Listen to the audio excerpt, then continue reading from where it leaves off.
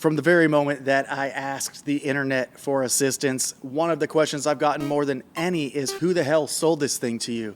I've been interested in this question as well because it would be really nice to be able to connect with the previous owners because they had a lot to say, which I'll get into in just a moment. 3 years ago, I bought this old chest at an estate sale in Alabama. I kind of have exhausted the leads of that angle of it with the ideas that I have right now.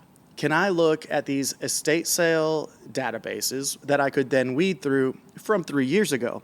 Because I clearly remember the town I bought it in and a semi idea of like the neighborhood the house was in. The only other idea I have now is just kind of driving back to that town and just seeing if anything strikes my memory of like where this house was. But here's the deal as far as like who I bought it from.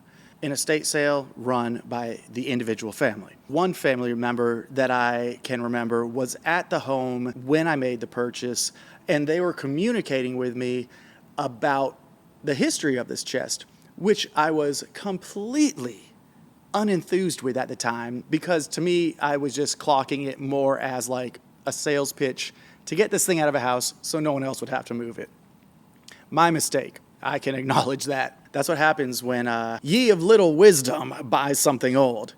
From what I can recollect of the conversation, this piece of furniture has been in their family's possession since as long as the woman who was telling me the story can remember.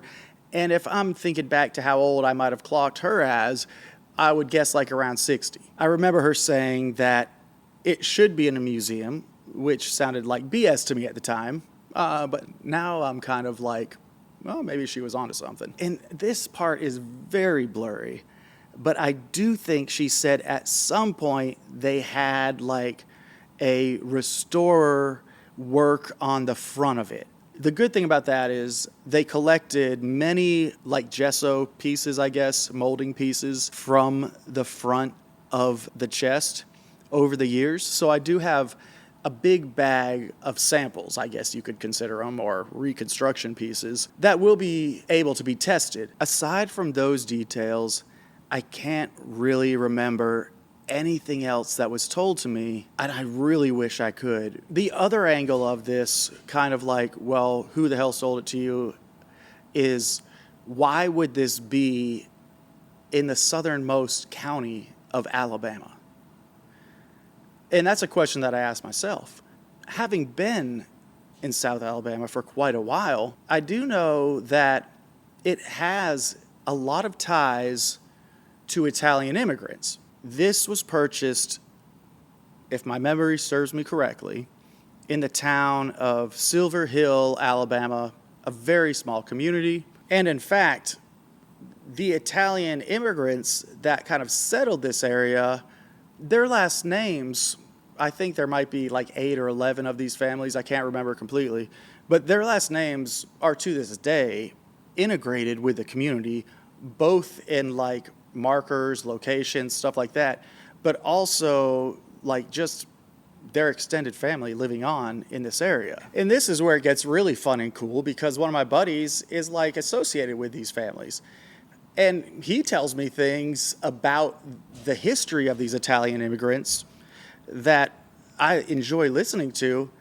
And in my research, it's completely confirmed. I'm like, so these families have obviously passed down their history as the generations continue. Commonly, they entered through Ellis Island. They settled and began working in Illinois and Michigan. From my research, it says coal communities. And then as farmland was advertised to those Midwestern Italian immigrants, they began buying that land and moving down to Alabama to stake claim and begin their new life, I guess. And just a fun side note, if you are interested in this, in 1928, Baldwin County credited Frank Mancy with building a cotton gin in 1900, sawmill in 1901, and a general store. But, if you are familiar with this area in the town of Daphne, there's also a super famous bar restaurant called Mancy's. And it's like,